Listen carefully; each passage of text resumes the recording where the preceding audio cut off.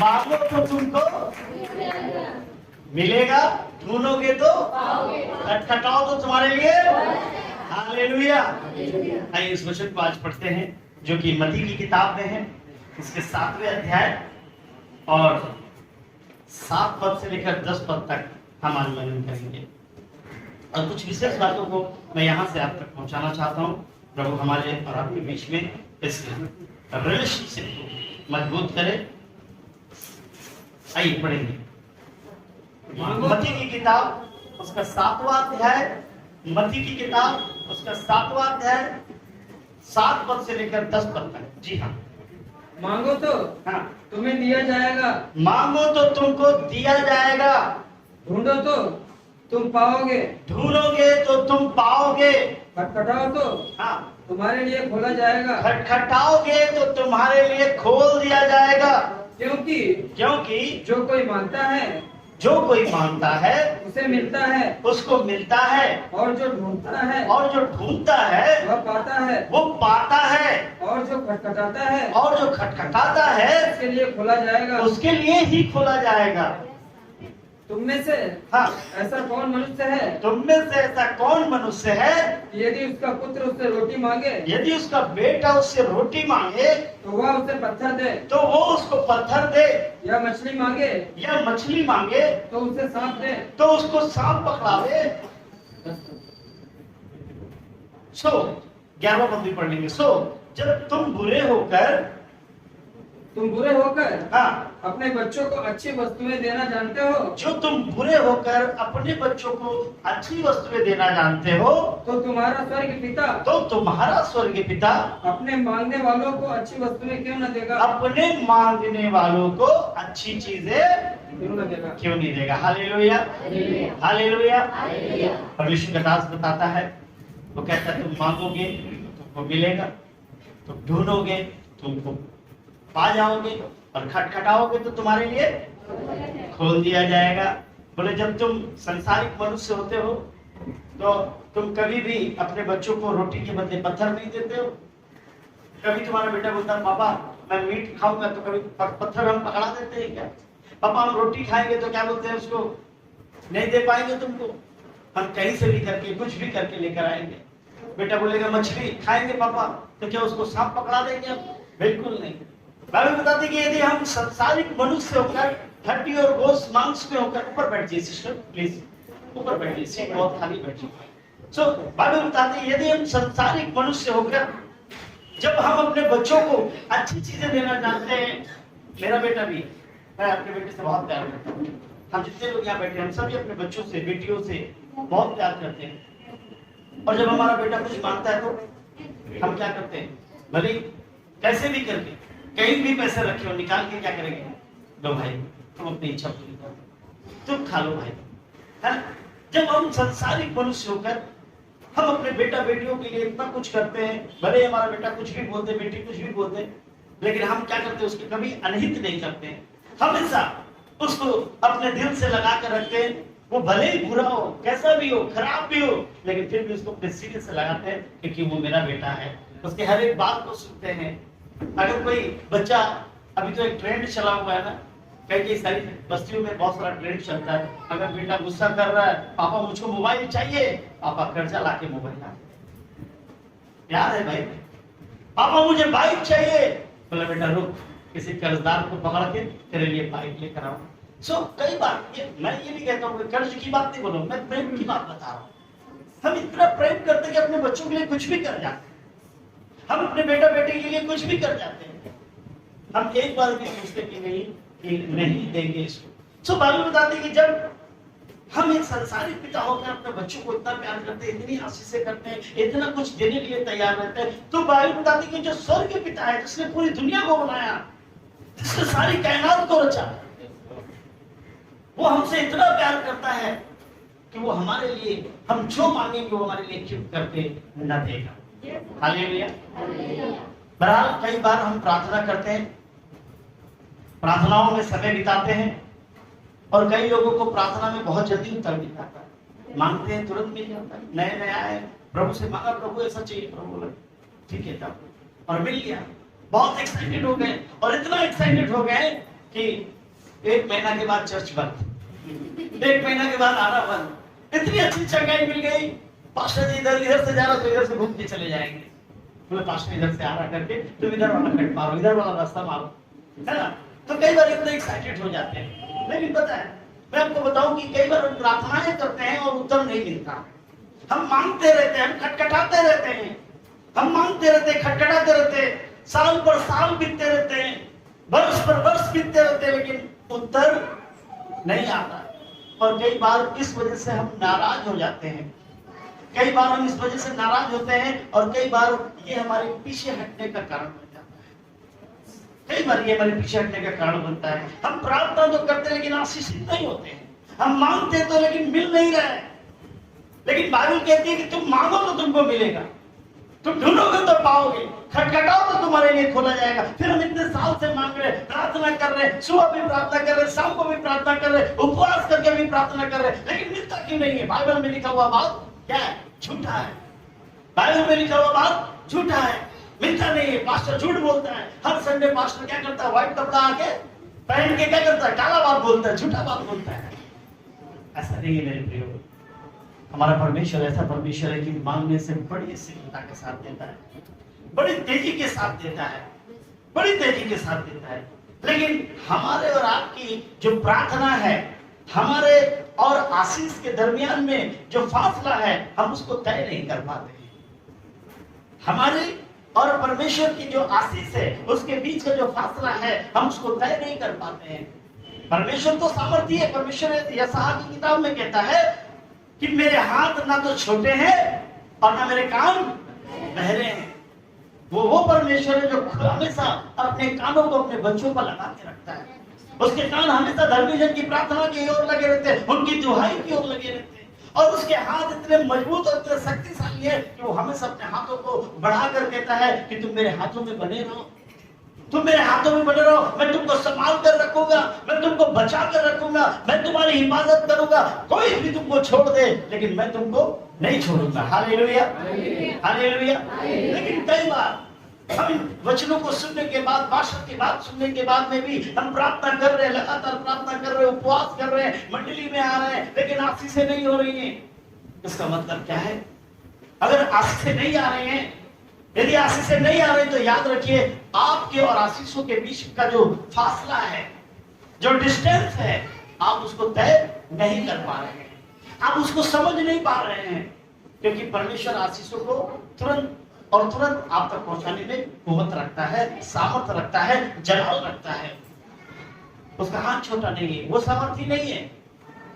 कई बार यदि हमें आशीष नहीं मिल रही है ना, तो याद रखिए कि हम कहीं ना कहीं हम कमी में हैं, कहीं ना कहीं हम कमजोर हैं, इसलिए हमारी प्रार्थनाओं का उत्तर नहीं आ रहा है। वरना परमेश्वर का वचन तो सच्चा है, परमेश्वर का वचन तो सच्चा है, परमेश्वर का वचन तो पुख्ता है। वो हमेशा भरपूरी के साथ क्या करता है? काम करता है।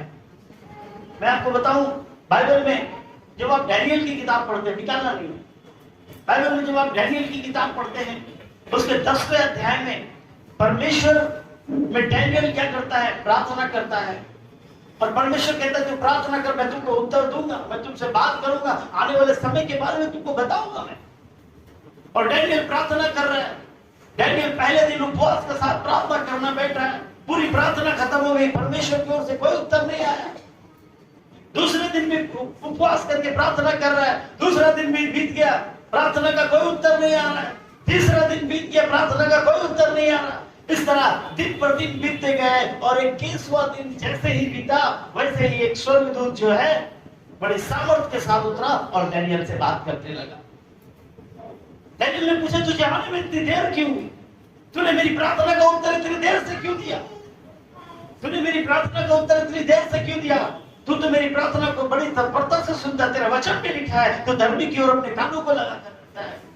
स्वर्गदूत बोला, भैया तुमने जब पहले दिन प्रार्थना किया ना उपवास करके, उसी समय मेरे पास अलार्म बज गया। वहां पहले दिन तुमने प्रार्थना किया, उसी दिन अलार्म मेरे पास वहां घंटी बज गई। परमेश्वर ने क्या किया? मेरा बोरिया बस्तर पैक कर दिया, आशीषों को भर दिया, बोला जा डैनियल के पास, उससे बात कर, वो जो बोल रहा उसकी सुन। लेकिन पता जैसे ही मैं मार्ग पे निकला मेरे लिए रुकावटें खड़ी हो गई। शैतान शैतान वो मुझे तेरे पास आने से क्या है रोकता रहा। शैतान मुझे क्या किया, तेरे पास आने से रोकता रहा और मेरे लोगों के बीच में और शैतान के बीच में कई दिन क्या हुआ, युद्ध होता रहा। हालेलुया। मेरे और मेरे दूतों के बीच से शैतान के साथ में 21 दिन क्या हुआ, लड़ाई हुई, युद्ध हुआ और मिकाएल और उसकी सेना ने क्या किया, उस पर जय पाया। और जय पाने के बाद में अब जब हम जय पा चुके, वो हमारे सामने से भाग गया, वो हार गया, तब मैं तेरे पास आया हूं। हालेलुया। सो आप जो प्रार्थना करते हैं ना, आपकी प्रार्थना में हो सकता है कोई कमी ना हो, लेकिन शैतान ये प्रार्थना आप तक पहुंचने नहीं देना चाहता। शैतान आपकी प्रार्थनाओं का असर आशीष से वो आप तक पहुंचने नहीं देना चाहता है। वो पहले ही दूत को रोक सकता है। आप अपने दिमाग को लगाइए जरा सा। शैतान इतना ज्यादा सामर्थ्य है कि वो सब दूत को रोक दे रहा है। हम और आप कुछ भी नहीं उसके सामने, हम और आप उसके सामने कुछ भी नहीं है। हमारी और आपकी प्रार्थना उसके सामने कुछ भी नहीं है। शैतान इतना ताकतवर है कि वो स्वर्गदूत को रोक ले रहा है, उसके साथ में लड़ाई लड़ रहा है और 1-2 दिन नहीं 21 दिन लड़ाई लड़ रहा है। लेकिन अंततः क्या हुआ, हार गया। अगर हो सकता था कि डैनियल अगर पहले ही दिन होता कि प्रार्थना का उत्तर नहीं आया, एलिया के समान प्रार्थना का उत्तर नहीं आया, प्रार्थना करना बंद करो भाई, कुछ फायदा नहीं है चर्च जाने से कोई फायदा नहीं है भाई, मेरे जीवन में तो काम नहीं हो रहा है। लेकिन वो थका नहीं, वो कंटिन्यू प्रेयर करता गया क्योंकि उसको पता है परमेश्वर उत्तर देने वाला है। हालेलुया। लेकिन अगर नहीं उत्तर आ रहा है तो हो सकता है शैतान ने उस प्रार्थना को, उस आशीष ले आने वालों को क्या किया है, रोक रखा है। आपको इन बातों को समझने की आवश्यकता है। लेकिन आपकी आशीष जो आपके हिस्से की आशीष है वो आप तक पहुंचेगी जरूर। आपको विश्वास के साथ लगे रहने की आवश्यकता है। हो सकता है डैनियल को 21 दिन बाद उत्तर मिला, हो सकता है आपको 2 महीने बाद उत्तर मिले, 6 महीने बाद उत्तर मिले। हो सकता है मेरे काम कुछ ऐसे हैं जिसके वजह से क्या है, शैतान पूरी रीति से, प्रबल रीति से क्या कर रहा है, उस दूत को रोक रहा है। जब परमेश्वर की ओर से आशीषों की प्रार्थना हम तक पहुंचने लगती है, जब परमेश्वर की ओर से बरकत हम तक पहुंचने लगती है, तो याद रखिए शैतान को यह मंजूर नहीं है कि यह आशीष आप तक पहुंचे। वो बारी बारी हर एक तरीके से, हर एक योजना से वो क्या करता है, बंधन लगाता है। लेकिन आपको विश्वास में बने रहने की आवश्यकता है। और कई बार जब हमारी प्रार्थना नहीं सुनी जाती है तो उसके रीजन हम स्वयं होते हैं। ज्यादातर ये प्रॉब्लम होती है। ज्यादातर यदि आपकी प्रार्थना नहीं सुनी जा रही है, आपकी प्रार्थना का उत्तर नहीं आ रहा है, तो उसका कारण आप स्वयं हैं। आप स्वयं हैं उसका कारण, क्योंकि आपके अंदर कमियां हैं, इसलिए आपकी प्रार्थनाओं का असर नहीं हो रहा है। आपकी प्रार्थनाओं के आशीष आप तक पहुंच नहीं रही है। आज मैं आपको बताना चाहता हूं, यदि आप अपनी प्रार्थनाओं का असर जो है, अपनी प्रार्थनाओं का जो क्या बोलते हैं आशीष है, सेम डे रिसीव करना चाहते हैं, विद इन सेकंड रिसीव करना चाहते हैं, प्रार्थना करते ही आपको आशीष मिल जाए, ऐसा रिसीव करना चाहते हैं आप, तो कुछ बातें मैं आपको बताऊंगा। यदि आप उनको फॉलो करेंगे तो परमेश्वर की बरकत आप तक पहुंचेगी। तुरंत जैसे ही आप प्रार्थना करेंगे वैसे ही परमेश्वर की बरकत आप तक पहुंचेगी। कई बार प्रार्थना करते उत्तर नहीं आ रहा, साल पे साल बीत रहा है, साल पे साल बीत रहा है। इसके कारण और जिम्मेवार हम खुद हैं। मैं आपको कुछ तरीके बताता हूं। उन तरीकों को यदि आप इस्तेमाल करते हैं तो आप जब भी मांगेंगे आपको दे दिया जाएगा। आप जब भी खटखटाएंगे आपके लिए खोल दिया जाएगा। आप जब भी ढूंढेंगे आपको मिल जाएगा। आपको महीनों और सालों इंतजार करने की आवश्यकता नहीं पड़ेगी। क्या वो तरीके हैं कि मांगने से तुरंत मिल जाए, खटखटाने से तुरंत यीशु मसीह दरवाजा खोल दे? जैसे ही ढूंढा तुरंत ऐसे लग रहा सामने ही पड़ा। कई बार हमारे घरों में होता है ना, कोई सोने की सामान या कोई ऐसा चीज गिर जाता है और बोलते यही गिरा था, पता नहीं कहाँ गया, मिल ही नहीं रहा है, यहीं पर तो गिरा था, मिल ही नहीं रहा है। और कभी कभी ऐसा होता है कि कोई दूसरा व्यक्ति ढूंढता है, मतलब तुमको उतना देर से नहीं मिला है, तो यहीं पे पड़ा हुआ था। नहीं, बगल में पड़ा हुआ था, देखो बस करके पीछे में देखो पड़ा हुआ था, हम खाली हाथ डाले, फट से मेरे हाथ में आ गया। तो यदि हम ऐसा चाहते हैं कि परमेश्वर हमारी प्रार्थनाओं को देन एंड देन सुने, देन एंड देन रिप्लाई करे, तो ये मैं आपको कुछ तरीके बताऊंगा। कितने तरीके? मैं आज आपको 10 तरीके बताऊंगा। इन्हीं 10 तरीके, इन्हीं कारणों की वजह से क्या है, हमारी प्रार्थनाओं का असर नहीं आता है, हमारी प्रार्थनाओं की जो उसका रिजल्ट है वो हमको मिलता नहीं है। इन्हीं कारणों की वजह से यीशु मसीह के जो दूत हैं वो हम तक प्रार्थना को, उसका जो उत्तर है वो पहुंचाते नहीं है। हमने सुना है, गीत में सुना है ना, प्रार्थना विनती ऊपर जाती है, आशीष लेकर नीचे आती है। मैं हालेलुया। लेकिन अगर नहीं आ रही है तो कुछ कमियां हैं, उन कमियों को हम ठीक करेंगे। जब उन कमियों को ठीक कर लेंगे तो जैसे ही प्रार्थना करेंगे वैसे देन यीशु मसीह उत्तर देगा, तुरंत उत्तर देगा। क्योंकि अगर वो एलिया को उत्तर दे सकता है तुरंत, वो यीशु को उत्तर दे सकता है तुरंत, वो पतरस और यूहन्ना को उत्तर दे सकता है तुरंत, वो पौलुस को उत्तर दे सकता है तुरंत, तो हमें और आपको भी देगा। आमीन। क्या करना है? प्रार्थना करने का तरीका क्या है? क्या हमें इस्तेमाल करना है? हम सीखेंगे। प्रभु के वचन में लिखा है ऐसा कि यदि प्रार्थना का उत्तर तुरंत चाहते हैं तो क्या करें? हम वचन पर पहले तो काम करें, वचन को क्रिटिसाइज ना करें, वचन को क्रिटिसाइज ना करें, वचन पर कान लगाएं, वचन पर कान लगाएं। हम कई बार क्या है ना, बर्बरी तरीके से ऐसे फॉर्मेलिटी के लिए यहाँ बैठते हैं, वचन चल रहा है वो हमारे ऊपर से हवा की तरह उड़ रहा है, हवा की तरह चला जा रहा है, वचन सुने ही नहीं। पीछे संडे क्या वचन बोला था? ओ पास्टर जी अभी तो याद था, एकदम दिमाग से निकल गया, अभी याद था, एकदम दिमाग से निकल गया। इसका मतलब क्या है? हमने हृदय की गहराई को खोलकर वचन को रिसीव नहीं किया। हो सकता है पढ़े लिखे नहीं है, हो सकता है, क्योंकि पुराने समय में ज्यादातर लोग क्या होते थे? पढ़े लिखे नहीं होते थे। हो सकता है पढ़े लिखे नहीं, लेकिन हम बहरे भी तो नहीं, बहरे भी तो नहीं है। तेरे नाम का गाना आज तक याद रखा है, शोले में कौन कौन सा गाना हुआ था आज तक याद रखा है। गब्बर ने कैसे वीरू को मारा, कैसे उसके ठाकुर के कैसे हाथ काट दिए, आज तक याद है।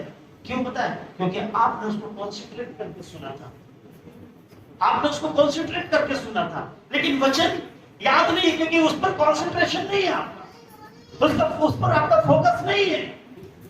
और कई बार पता है यही वजह होती है, हम प्रार्थना करते रहते हैं लेकिन वचन अंदर नहीं है, प्रार्थना का उत्तर आता है, प्रार्थना का उत्तर आता ही नहीं है क्योंकि हमको पता ही नहीं है कौन सा वचन बोलकर प्रार्थना करना है, कौन सा वचन बोलकर प्रार्थना करना है। आप जब प्रार्थना करते हैं तो आपके प्रार्थना में वचन सम्मिलित होना चाहिए, वचन के साथ प्रार्थना करने की आदत डालिए। हम बोलते प्रभु धन्यवाद धन्यवाद धन्यवाद प्रभु, ऐसा करते वैसा करते, कुछ वचन सीखा है कि नहीं बोला, कुछ वचन जानता है कि नहीं? प्रभु को याद दिला, प्रभु तूने वचन में ऐसा बोला है, तूने बोला है मैं तुमको चंगा करूंगा, तूने बोला मैं तुमको ये दूंगा वो दूंगा। प्रभु को याद दिला, प्रभु को बोला प्रभु बाइबल में आपने ऐसा लिखा है, प्रभु अपने दासों के द्वारा ऐसे लिखाया है, प्रभु मैं इस वचन से क्लेम करता हूं, मैं इस वचन से कमांड करता हूं कि मेरे जीवन में ऐसा होने पाए।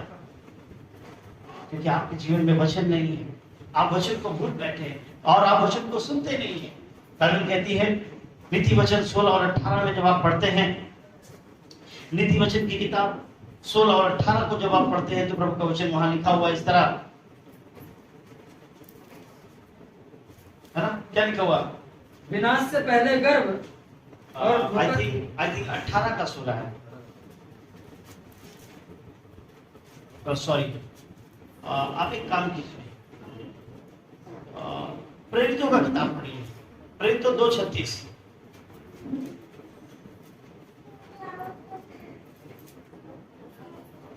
प्रेरितों 2:36 जी। अतः अब इज़राइल का सारा घराना हाँ निश्चित रूप से जान ले कि परमेश्वर ने उसी यीशु को जिसे तुमने क्रूस पर चढ़ाया हाँ प्रभु भी ठहराया हाँ और मसीह भी। हाँ तब सुनने वालों के हृदय हाँ छिद गए हाँ और वे पतरस हाँ और शेष प्रेरितों से पूछने लगे, हाँ हे भाइयों हाँ हम क्या करें? हाँ पतरस ने उनसे कहा, हाँ मन फिराओ हाँ और तुम में से हर एक अपने अपने पापों की क्षमा के लिए हाँ यीशु मसीह के नाम से हाँ बपतिस्मा ले हाँ तो तुम पवित्र आत्मा का दान पाओगे। आमेन, हालेलुया। प्रभु का दास ने बोला, जब वहां पर वचन बोले गए, जब वहां पर वचन बोले गए यीशु मसीह के नाम में, उसके क्रूस की सामर्थ्य के नाम में, उसके क्रूस की कथा के रूप में जब परमेश्वर के वचन वहां बोले गए, तो सुनने वालों के हृदय क्या हो गए? सुनने वालों के हृदय छिद गए। और जब सुनने वालों के हृदय छिद गए, वो सब बदल गए। जब सुनने वालों के हृदय छिद गए तो वो सब क्या हुए? बदल गए। वो प्रेरितों से पूछने लगे, वो यूहन्ना और पतरस से पूछने लगे, बाकी सारे प्रेरितों से पूछने लगे, बोलिए भाई हमने वचन सुना, परमेश्वर ने हमारे हृदय को बदल दिया, अब हम क्या करें? हमारी आगे की क्या कार्रवाई है? आगे हमें क्या करना चाहिए? पतरस ने उनसे कहा, मन फिराओ तो तुम में से हर एक अपने पापों के लिए क्या करे? पापों की क्षमा के लिए यीशु मसीह के नाम में बपतिस्मा ले, तो तुम पवित्र आत्मा का दान पाओगे। यदि पवित्र आत्मा की जो ब्लेसिंग है, परमेश्वर की जो ब्लेसिंग है, वो तुम पर आएगी यदि तुम क्या करोगे? तुम परमेश्वर का वचन सुनोगे। सो हमें सुनना बहुत जरूरी है। परमेश्वर के वचन को क्या करते हैं? अवॉइड नहीं करना है। परमेश्वर के वचन को ध्यान लगा के सुनना है। कई बार पास्टर जब बोलता है तो आप बाइबल में ढूंढने लगते हैं, पास्टर इधर बोल रहा है, आप बाइबल में डायरी में लिखने लगते हैं, तो वो क्या बोल रहा है वो आपके ऊपर से ओवरलुक हो जाता है। इसीलिए परमेश्वर का वचन सुनने के लिए अपने कानों को खोल दीजिए। अगर कोई डिस्टर्ब करता है उसे डांटिए कि भाई हमको डिस्टर्ब नहीं करना, भाई हमको डिस्टर्ब नहीं करना, क्योंकि मेरे जीवन में परमेश्वर का वचन को सुनना बहुत जरूरी है। क्योंकि यदि मैं परमेश्वर का वचन नहीं सुनूंगी तो क्या होगी? मैं आशीषों को पा नहीं सकूंगी। हमारे जीवन में परमेश्वर के वचन का बहुत महत्वपूर्ण है, बहुत ज्यादा जरूरी है। और परमेश्वर का वचन सुनने के बाद दूसरी बात क्या करना है? परमेश्वर का वचन सुनने के बाद क्या करना है? अपने पापों के लिए प्रभु से क्षमा मांगना है। अपने पापों के लिए क्या करना है? प्रभु से क्षमा मांगना है। अपने पापों के लिए शोकित होना है प्रभु के पास। अपने पापों का अंगीकार करना है प्रभु के पास। कई बार हम सिर्फ प्रार्थना करते हैं, हमारा जो गट्ठर बंधा हुआ हमारी पीठ पर, हमारा जो गट्ठर रखा हुआ हमारे सर पर, उसको ध्यान नहीं देते, और जो रखा हुआ उसको ध्यान भी नहीं देते, और ऊपर से और लादे जा रहे हैं। पिछले दिन हमने जो पाप किया, जो बुराई की, उसको हमने ध्यान ही नहीं किया, और प्रभु से प्रार्थना कर रहे हैं। उनके पापों के लिए, उन बुराइयों के लिए हम क्षमा प्रभु से नहीं मांग रहे, और ऊपर से क्या कर रहे हैं? एक्स्ट्रा और लादते जा रहे हैं, और लादते जा रहे हैं, और हम निरंतर प्रार्थना किए जा रहे हैं। क्या ऐसी स्थिति में परमेश्वर में आशीष करेगा? हमारे पाप और आशीषों के बीच में एक बड़ा फासला है। जब तक आप अपने पापों को आशीषों के बीच से निकालिएगा नहीं, आशीष आप तक पहुंचने वाली नहीं है। आपके जो पाप है वो रोड़ा बन रहे हैं, वो पत्थर के समान खड़े हैं आपके आशीषों के बीच में, बंधन के समान। वो आपके आशीषों को आप तक पहुंचने नहीं दे रहे। इसलिए जरूरी है, बाइबल बताती है, अभी हमने पढ़ा भी है, यहाँ पे लिखा हुआ है कि 38 पद में लिखा हुआ, पतरस ने उनसे कहा, मन फिराओ और तुम में से हर एक अपने अपने पापों की क्षमा के लिए क्या करे? यीशु मसीह के नाम में क्या करे? बपतिस्मा ले। हम अपने पापों से यीशु से क्षमा मांगे। हमने जो भी पाप किए पिछले दिन, ये सारा दिन हमसे जो भी हुआ है, हम यीशु से प्रार्थना करें, प्रभु हमने जाने जाने जो भी पाप किए, प्रभु उन पापों को मेरे जीवन से दूर कर दे। और दूर करने का एक मतलब ये नहीं है कि आज हमने किया है फिर हम कल वही करें। आज हमने पाप किया, हमने प्रभु से क्षमा मांगा, और कल से फिर से उनको क्या करना है? रिपीट करना है। रिपीट करने वालों की प्रार्थनाएं नहीं सुनी जाती। पाप की क्षमा तब मिलती है जब आज पाप किया और उसको दोबारा क्षमा मांग करके दोबारा कभी दोहराया नहीं उसको। आज चोरी किया, प्रभु से बोला, प्रभु मैंने चोरी किया, प्रभु मुझे क्षमा कर दे। प्रभु बोला, ठीक है बेटा, तुझे क्षमा मिल गई। और फिर से कल क्या किया? फिर से वही काम किया। प्रभु आज भी गलती होगी, प्रभु क्षमा कर दे। बोला, ठीक है बेटा, आज भी तेरे पाप क्षमा। फिर तीसरे दिन किया चोरी, फिर प्रभु से बोला, प्रभु मैंने गलती किया, मुझे क्षमा कर दे। प्रभु कहेगा, तेरा डेली का नाटक है। प्रभु क्या बोलेगा? तेरा डेली का नाटक किए, अभी तेरा पाप क्षमा नहीं हो। सो क्या करना? जब भी आप प्रार्थना करते हैं, पापों का क्षमा मांगिए प्रभु से। जब तक आप पापों की क्षमा नहीं मांगते हैं, आपकी आशीष आप तक उतरती नहीं है, आपकी प्रार्थनाओं का फल आप तक उतरता नहीं है। और पापों की क्षमा तब मिलेगी, पाप तब आपके जीवन से धुलेंगे जब आप उनको दोबारा रिपीट नहीं करेंगे। मनुष्य का स्वभाव छोड़ दीजिए, क्योंकि मनुष्य के स्वभाव में है उसी गलती को बार बार दोहराना। लेकिन हम जो आत्मिक हो चुके हैं, हम जो आत्मिक इस्राएली हैं, परमेश्वर के अपने लोग हैं, हमें उस गलतियों को छोड़ना है। ये संभव नहीं है, ये बड़ा अद्भुत बात है, लेकिन हम कोशिश कर सकते हैं। मनुष्य के स्वभाव को छोड़ना, गलतियों को छोड़ना बड़ा कठिन बात है, लेकिन असंभव भी नहीं है, हम कर सकते हैं। आमीन। और बाइबल कहती है मन फिराओ, मन फिरा कर क्या करो, बपतिस्मा लो। मन को फिराना है, मन को बदल देना है, पापों की ओर दोबारा मन को नहीं लेकर जाना है। भूल जाइए कि मैंने ये काम किया था और कभी दोबारा मुझे वो काम करना है। यदि आप चाहते हैं कि आपकी प्रार्थनाओं का उत्तर आपको मिलता रहे, तो आपने क्या करना है? पहला काम क्या करना है? वचन को सुनना है। वचन को सुनने के बाद क्या करना है? अपने पापों का प्रार्थना करना है कि प्रभु मैं पापी हूं, मैंने सब पाप किया है प्रभु। और अपने मन को क्या करना है? फिरा लेना, बदल देना है अपने मन को। ऐसे ही हुआ, हमने प्रेरितों के काम में पढ़ा। अब इजराइल का सारा गिराना निश्चय जान ले कि परमेश्वर ने उसी यीशु को, जिसे तुमने क्रूस पर चढ़ाया, प्रभु भी ठहराया और मसीह भी। तब सुनने वालों के हृदय छिद गए और वे पतरस और सब श्रेष्ठ प्रेरितों से पूछने लगे कि हे भाइयों, हम क्या करें? पतरस ने उनसे कहा, मन फिराओ और हर एक अपने पापों के लिए यीशु मसीह के नाम में बपतिस्मा ले, तो तुम पवित्र आत्मा का दान पाओगे। पवित्र आत्मा की जो आशीषें हैं, पवित्र आत्मा की जो बरकतें हैं, वो तुम तक आएंगी। क्या करना है? वचन सुनना है, मन फिराना है और पापों से क्या करना है? पापों की क्षमा के लिए प्रार्थना करना है। और तीसरी बात क्या है? तीसरी बात है पाप के लिए शोकित होना है। पाप के लिए शोकित होना है। हम पाप करते हैं, हमें जरा भी अफसोस नहीं होता है। शोकित होना मतलब अफसोस करना। शोकित होने का मतलब अफसोस करना होता है। हम गलतियां करते हैं तो हमें जरा भी अफसोस नहीं कि मैंने गलती की है। ऐसा लगता है बहुत बड़ा मैंने क्या महान काम किया है, और इस महान काम के लिए क्या किसी से भी टकरा जाएंगे। पता है ये दुनिया में बड़ा मुश्किल काम है, अपनी गलती को एक्सेप्ट करना। कभी किसी को नहीं देखिएगा अपनी गलती स्वयं मानता है कि मुझसे गलती हुई है। ये बहुत, और इसके लिए पता, जो व्यक्ति अपनी गलती मानता है ना, इसके लिए बड़ा हृदय चाहिए।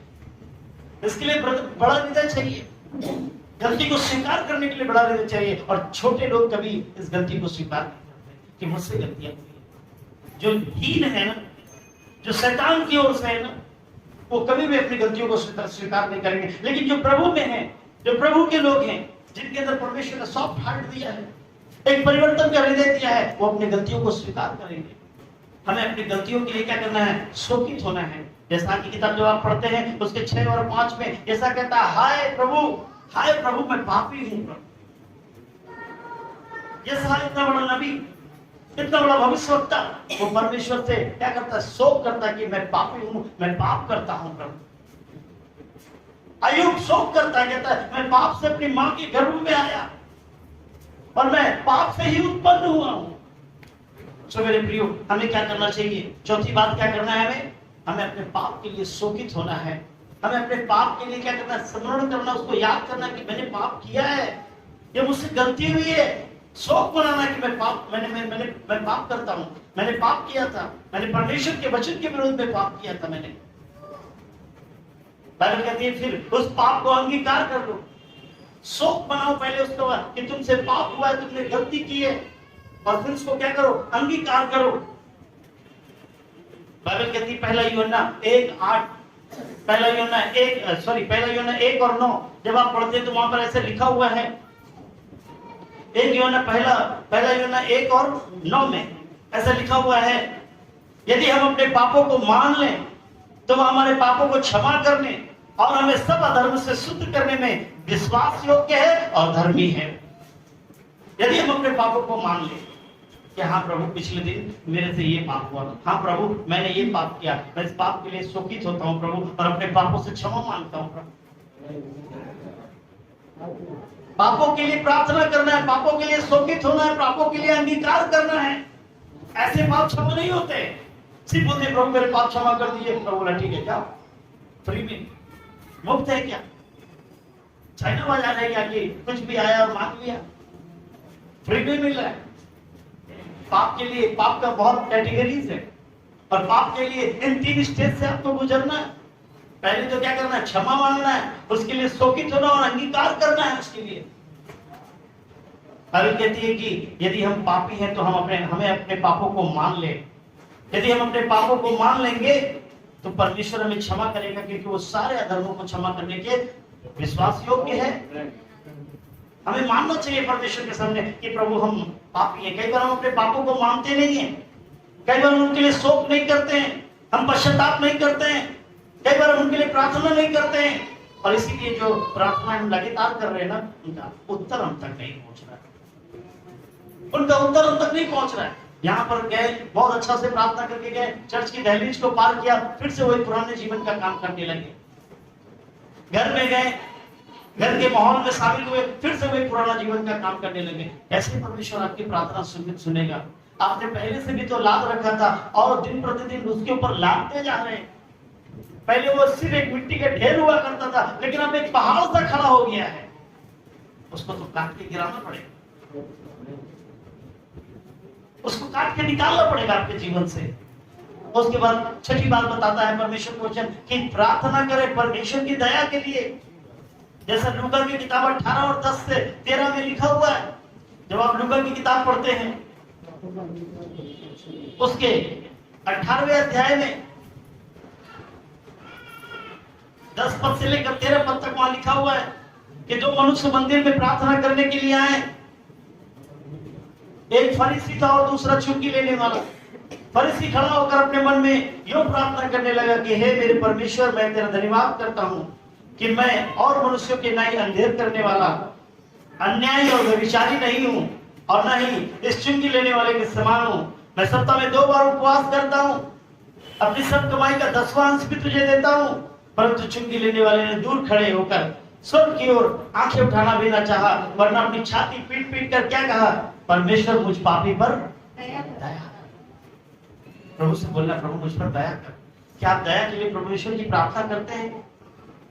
हम दया के लिए प्रार्थना करते हैं। हम मांगते बहुत कुछ है, ये भी चाहिए, वो भी चाहिए, ऐसा भी चाहिए, वैसा भी चाहिए। आपको कुछ मांगने की आवश्यकता नहीं है।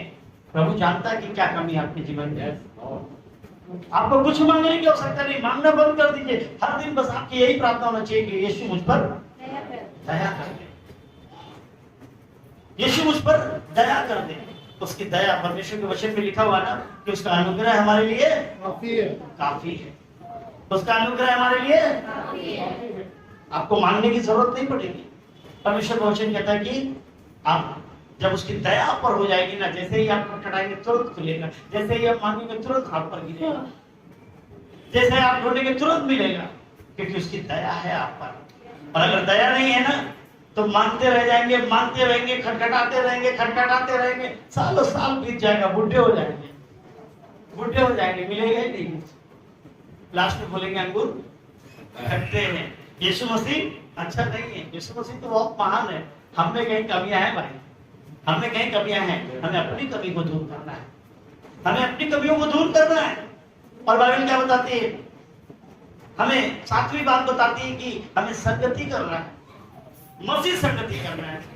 हम चर्च में आते हैं लेकिन संगति करेंगे दारू पीने वाले की, हम चर्च में आते हैं संगति करेंगे सिगरेट पीने वाले की, हम चर्च में आते हैं संगति करेंगे गाली देने वाले की, हम चर्च में आते हैं संगति करेंगे पॉलिटिक्स करने वाले की, हम चर्च में आते हैं और संगति करेंगे सूद ब्याज का काम करने वाले लोगों से। हम अलग अलग संगति करते हैं, और जैसी हमारी संगति वैसी हमारी बुद्धि हो जाती है।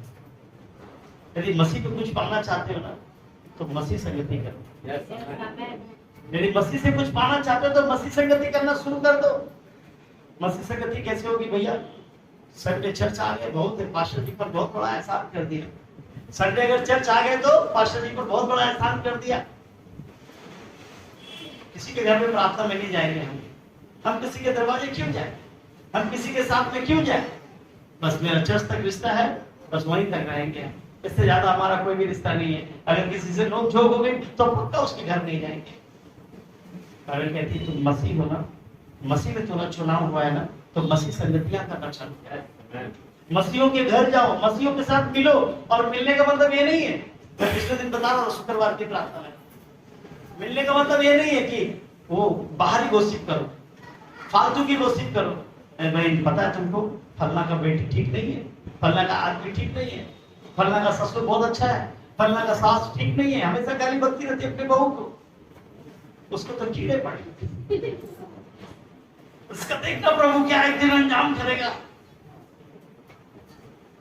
हम फालतू की गोसिप करते हैं।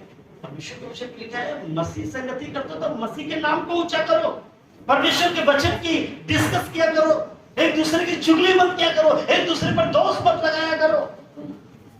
अगर प्रार्थनाओं का असर चाहते हो तो, प्रार्थनाओं का उत्तर चाहते हो तो क्या करो, मसीह संगति करो। जितना आप मसीह संगति करोगे उतना ज्यादा प्रभु में आत्मा में जोर पाओगे, और जितना ज्यादा आत्मा में जोर पाओगे उतने आशीषित होते चले जाओगे, उतना परमेश्वर प्रतिदिन तुमको बदलता चला जाएगा। परमेश्वर के वचन में लिखा हुआ है कि जब आप पढ़ते हैं प्रेरितों का काम 2 और 41 और 42, वहां पर जितने विश्वासी थे, जितने भी विश्वासी थे, जितने भी लीडर थे, वो क्या करते थे, आपस में संगति करते थे, आपस में रोटी तोड़ने के लिए आपस में मिलते थे, आपस में एक दूसरे के साथ फेलोशिप करते थे। हम फेलोशिप करेंगे तो किसी का बुराई करेंगे। बाइबल कहती नहीं, तो मसीह संगति किया करो। प्रभु में आते हो तो प्रभु के साथ संगति करो। हम आएंगे प्रभु में और सारा दिन संगति करेंगे कहीं बाहर। हम आएंगे प्रभु में, सारा दिन संगति करेंगे, जो झूठ बोलता, चोटिंगबाजी करता, उन लोगों के साथ संगति करेंगे, तो वैसा स्वभाव हमारे ऊपर आ जाएगा। बाइबल कहती नहीं, ऐसा नहीं करना है। और 8वीं बात बाइबल बताती है कि और क्या करना है, यदि प्रार्थनाओं का उत्तर चाहते हो तो मसीह के योग्य चाल चलो। चर्च में आएंगे, चाल कर कहां की चलेंगे, संसारी। पढ़ेंगे बाइबल और चाल कहां की चलेंगे, महाभारत। पढ़ेंगे बाइबल और चाल कहां की चलेंगे, रामायण। मेरे भाइयों, बाइबल बताती है कि बाइबल की चाल चलो, क्योंकि बाइबल कहती है एक भाई दूसरे भाई को क्षमा करे। अन्य में सिखाता है कि एक भाई दूसरे भाई को मारो, छीन लो इससे, हाथ मार रहा मार दो इसको, पटक। लेकिन बाइबल सिखाती है कि क्या करो, उससे प्रेम करो, उसको क्षमा कर दो, दे दो उसको। यार क्या है, क्या लेके आए थे, क्या लेकर जाएंगे। लेकिन हम क्या करते हैं, आएंगे चर्च में और स्वभाव कहां का अपनाएंगे, नेचर कहां का होगा, संसार का होगा। बाइबल कहती नहीं, यदि तुम मसीह में हो और संसारिक चाल चलते हो, वैसा योग्यता दिखाते हो, तो परमेश्वर की आशीष से तुम पर कभी नहीं उतरेंगी, कभी नहीं आएंगी परमेश्वर की आशीष से। यदि मसीह में आशीषित होना चाहते हो तो बाइबल कहती है मसीह के योग्य चाल चलो। जैसा मसीह सिखाता है ऐसी चाल चलो, तभी तो तुमको वो अपना बेटा जानेगा और तुमको अपनी आशीष देगा वो। बाइबल कहती है पहला फिलिपियों की किताब 1 अध्याय 27 पद में लिखा हुआ है ऐसा।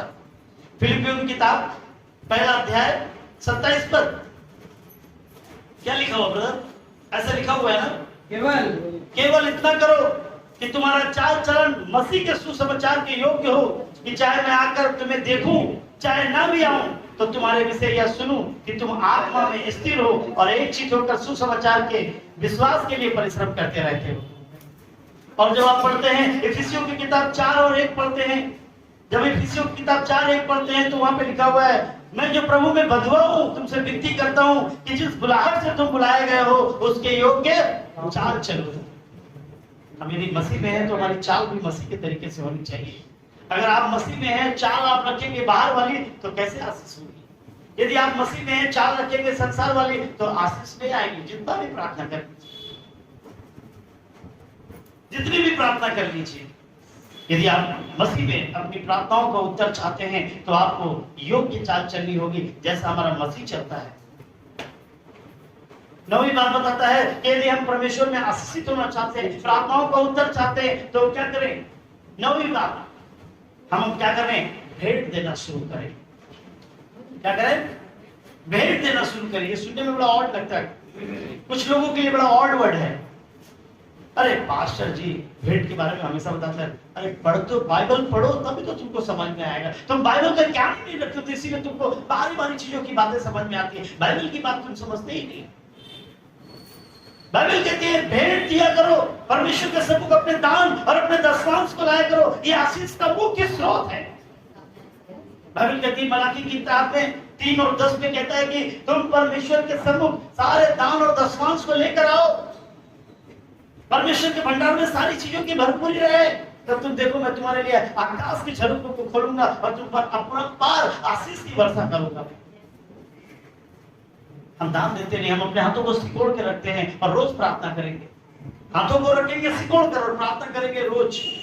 भैया तुमने यीशु के लिए अपने मुट्ठी ऐसे बंद करके रखी है, यीशु कैसे ऐसे करे तुम्हारे? तुम यीशु के लिए जब ऐसे करोगे तो यीशु क्या करेगा? दोनों हाथों को ऐसे फैला देगा तुम्हारे लिए। भेंट देना सीखे।